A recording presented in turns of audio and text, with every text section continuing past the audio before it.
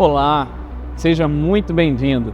Hoje eu estou muito feliz porque juntos nós poderemos estudar mais um tema da série Uma Voz de Esperança ou Conflito.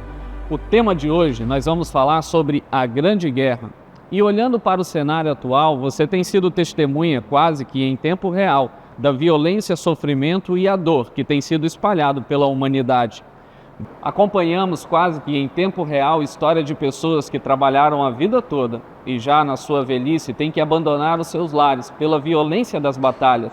Também temos visto a história de crianças que estão sendo espalhadas pelo mundo porque a guerra tirou delas o bem mais valioso, seu pai, sua mãe e a sua família. Sabe, querido amigo, várias perguntas são levantadas quando nós analisamos esse tema. Aonde tudo isso começou? Quem começou essa grande batalha? Quanto tempo ela vai durar? E será que ela terá um fim? Buscando respostas para essas e outras perguntas, nós só podemos encontrá-la à luz da Palavra de Deus. Por isso, nesse momento, eu queria lhe convidar para juntos fecharmos os nossos olhos e pedirmos a presença do nosso verdadeiro professor, o Espírito Santo, para nós entendermos à luz da Palavra de Deus. Ore comigo. Senhor nosso Deus, mais um momento nós estamos aqui para podermos aprender sobre a Tua Palavra. E hoje queremos entender e buscar respostas para várias perguntas que talvez até o momento não a tenhamos. Senhor, por que o nosso mundo sofre tanto com a guerra? Até quando isso vai durar? Será que um dia realmente terá fim? Querido Jesus, traga essas respostas aos nossos corações. Tudo isso nós te pedimos porque o Espírito Santo está presente conosco. Nos abençoe. Em nome de Jesus. Amém. Muito bem, agora sim, nós estamos preparados para estudar a Palavra de Deus. A primeira pergunta que nós buscaremos resposta é: onde realmente a Grande Guerra começou? Para isso, eu quero te convidar a, junto comigo, pegar a sua Bíblia e, através dela, nós vamos obter as nossas respostas. Abre a sua Bíblia comigo em Apocalipse, capítulo 12, e nós vamos ler lá, do verso 7 ao 9. E a palavra de Deus diz assim: houve peleja no céu. Miguel e os seus anjos pelejaram contra o dragão. Também pelejaram o dragão e os seus anjos. Todavia, não prevaleceram, nem mais se achou no céu lugar deles. E foi expulso o grande dragão, a antiga serpente, que se chama Diabo e Satanás, o sedutor de todo mundo. Sim, foi atirado para a terra, e com eles os seus anjos. Sabe, querido amigo, há uma experiência que ouvi certa vez de um professor que não era muito religioso. Ao chegar na sala de aula, em um dia de dificuldade, talvez envolvido por alguma má circunstância da vida, e ele desabafou em sua classe. Em um tom de desespero, dizia ele que já não acreditava mais em Deus, porque muitas coisas ruins estavam acontecendo em sua vida. E ele falou que já não acreditava mais no bem e no mal, e Deus para ele não fazia qualquer diferença. Quando de repente um dos seus alunos lá no fundo da sala se levanta e dirige a ele algumas perguntas como: professor, qual é a definição do frio? Aquele professor então responde: óbvio, o frio é simplesmente a ausência de calor. Mais uma vez aquele aluno dirige outra pergunta ao professor e diz: professor, qual é a definição do escuro? E aquele professor, mais uma vez, deixa claro, dizendo: o escuro é simplesmente a ausência de luz. Então, naquele momento, aquele jovem do fundo da sala dirige a seu professor e fala: professor, o senhor tem reclamado que não acredita em Deus, não acredita no bem, não acredita no mal, mas, na verdade, o mal é simplesmente a ausência de Deus. Sabe, querido amigo, isso tem se tornado uma verdadeira realidade nas nossas vidas. Às vezes é fácil falar que não acreditamos em Deus, no bem ou no mal, porque Deus não tem feito mais parte da sua vida. Quanto tempo você tem tirado para conversar com Deus durante um dia? Quanto tempo você tem gastado buscando a Ele e as verdades dEle através da sua palavra? Se Deus não habita mais no seu coração, realmente você vai dar lugar para o desespero e para a maldade. Por isso, nesse momento, eu gostaria de acompanhar em mais uma etapa desse estudo. Realmente nós vimos na palavra de Deus que tudo começou aonde não deveria. O céu é um local perfeito, é um local onde habitava a justiça. Eles não tinham necessidades de nada, o estado deles era perfeição. pois tudo que Deus havia criado estava em perfeita harmonia. Agora uma pergunta surge na nossa mente: o que aconteceu? Para essa resposta, mais uma vez, eu te convido a abrir a palavra de Deus no livro de Ezequiel, capítulo 28, verso 14 e 15. E lá nós lemos assim: Tu eras querubim ungido para cobrir, e te estabeleci, no monte santo de Deus estava. Perfeito era nos teus caminhos, desde o dia em que foste criado, até que se achou iniquidade em ti. Agora as respostas começam a aparecer. Deus não havia criado o mal. Tudo o que ele criou, a Bíblia descreve como sendo perfeito. Mas em um coração de um anjo, a grande guerra começou a ser travada.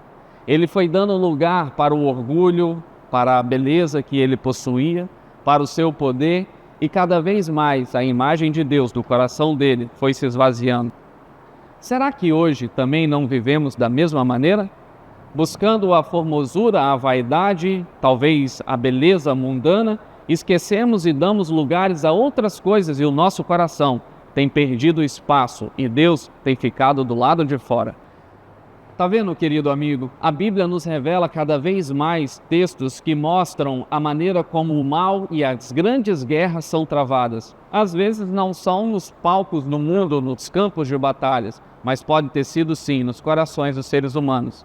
A Bíblia também descreve um texto em Isaías capítulo 14, verso 13 a 14, e lá diz assim: Tu dizias no teu coração, eu subirei aos céus, acima das estrelas de Deus me exaltarei, no meu trono, e no monte da congregação me assentarei, nas extremidades do norte, subirei acima das mais altas nuvens e serei semelhante ao Altíssimo. Essa realidade nos é mostrada porque, na verdade, você percebe que no coração desse anjo não havia mais o desejo de servir a Deus. Ele não queria mais estar sintonizado com tudo que o céu significava, mas, na verdade, de agora em diante, ele queria ser o seu próprio Deus. Essa é uma decisão que todos nós temos que tomar. Você já parou para pensar? Você tem um Deus ou você é o seu Deus? Você está a serviço daquele que criou todo o universo? Você está constantemente lembrando de agradecer tudo que Deus te deu? O ar que você respira, o sol que brilha no meio do céu, a chuva que cai e tudo o mais? A Bíblia ainda descreve algumas características desse anjo. Agora, abrindo comigo, lá em Ezequiel, capítulo 28, verso 17, nos é dito: Elevou-se o teu coração por causa da tua formosura. Muito bem, você percebe que o egoísmo, a vaidade, são coisas que podem transformar o nosso coração.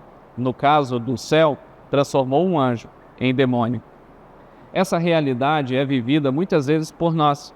Quando nós olhamos para nós, para aquilo que temos e possuímos, olhamos como são belos, poderosos os seres humanos que vivem nessa terra, perdemos de vista os valores celestiais.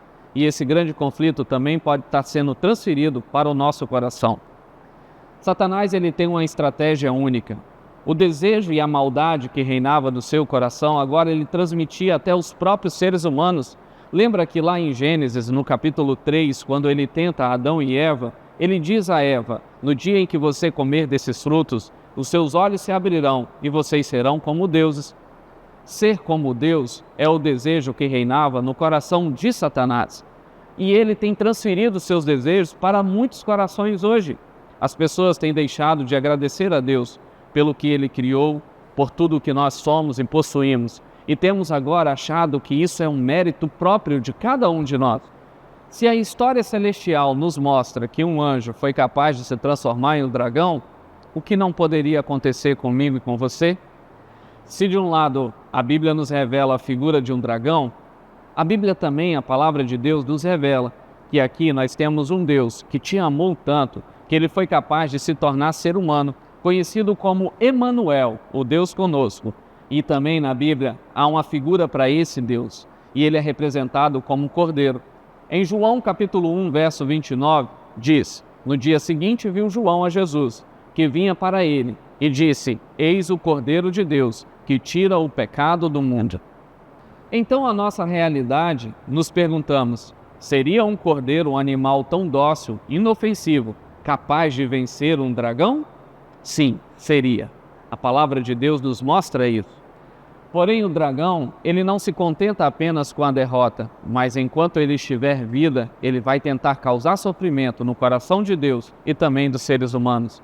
Por isso, constantemente nós somos atingidos pelos ataques do dragão. Que ataques então seriam esses? O primeiro ataque nos é mencionado na palavra de Deus sobre a capacidade que o diabo tem de colocar dúvidas no coração do ser humano. Sim, dúvidas. Sabe, querido amigo, quantas pessoas hoje têm duvidado do governo de Deus, do poder de Deus, até mesmo da bondade de Deus, que são ataques sucessivos que Satanás lança contra nós? Tem muitas pessoas que estão nos acompanhando agora que são felizes em casa, possuem um bom casamento, bons filhos, mas muitas vezes Satanás tem levantado dúvida da sua família, não é verdade? E através de uma simples tentação, começa a colocar na sua mente, no seu coração, o desejo de que você merece mais, você poderia ter mais. E através disso, você não se satisfazendo com a sua vida, agora você busca uma aventura fora momentânea. Não precisa passar nem poucos dias para você perceber o quanto você perdeu. Na verdade, você lembra que você era feliz antes. Deus havia te abençoado. Mas agora Satanás, em suas estratégias, ele coloca na sua mente e diz ao seu coração: você foi longe demais, não tem mais volta. E através disso, muitas famílias estão sendo destruídas. Será que esses ataques não têm feito efeito na sua vida? Será que nós estamos realmente preparados para que essa grande batalha agora não comece na sua família, no seu coração, no seu trabalho? Não sei. Talvez a sua realidade, Satanás ele tenha tido sucesso. Mas, amigos, nós estamos aqui para estudar sobre a palavra de Deus e mostrar que Deus tem uma oportunidade para você. Você não foi tão longe que não possa voltar. Sabe de uma coisa? Nós vemos que Satanás também, ele contesta o governo de Deus. Mas eu não estou querendo aqui falar do trono celestial, mas quem sabe o trono que existe dentro do seu coração? Dentro do nosso coração existe apenas um trono, um local. Ou você está sentado nele e Deus é desprezado, ou hoje, quem sabe, você pode permitir Jesus sentar de novo no trono da sua vida e governar a sua existência aqui na terra. O que Ele tem preparado para você, eu tenho certeza, só serão coisas que te trarão felicidade. Salmo 19, verso 7, nos é dito: a lei do Senhor é perfeita e refrigera a alma. O testemunho do Senhor é fiel e dá sabedoria aos simples. Sabe, amigos, Satanás ele está irado. Nessa grande batalha, na verdade, nessa grande guerra, ele tem usado de todas as artimanhas para poder desmerecer o governo de Deus. E hoje tem sido normal as pessoas pisarem em Deus e também em seus mandamentos. Mas sobre isso nós falaremos mais adiante. Agora o que eu queria que você entendesse é que todas as vezes que nós duvidamos de Deus, nós duvidamos do plano que Ele elaborou para a nossa salvação. Tem muitas pessoas que hoje colocam em xeque o caráter de Deus, o amor de Deus, a lei de Deus e até mesmo a providência para os nossos pecados, que é o Cordeiro de Deus. Não tem você colocado em dúvida o plano da salvação que Ele tem elaborado na sua vida? Falando sobre essa grande guerra, eu queria que você soubesse, existe solução. Ela não vai durar para sempre. Eu sei que nós sofremos porque a consequência da guerra são terríveis, mas haverá um momento que ela terá fim. Mas nós não podemos desprezar o que Deus tem colocado para que sim, nós pudéssemos sair daqui vencedores. Ao contraste do dragão, nós temos o Cordeiro. Enquanto o dragão tinha tudo e quis se exaltar acima de Deus, nós temos o próprio Deus que desceu a esse mundo e se humilhou por mim e por você. Por isso, não despreze o que Jesus tem feito para que você possa sair vitorioso dessa grande batalha. Finalmente, nós temos que abrir lugar para que Jesus entre no nosso coração. Por isso eu digo a você, ouça Jesus. Ouça as palavras que Ele tem para você. Ouça os seus ensinamentos para que possamos sair vitoriosos dessa grande batalha. Ouça os seus conselhos, muitos têm desprezado os conselhos de Cristo, chegou o momento de darmos ouvidos a Ele. Ouça as suas orações, Jesus intercedeu por você. Ouça o seu amor, Ele te ama.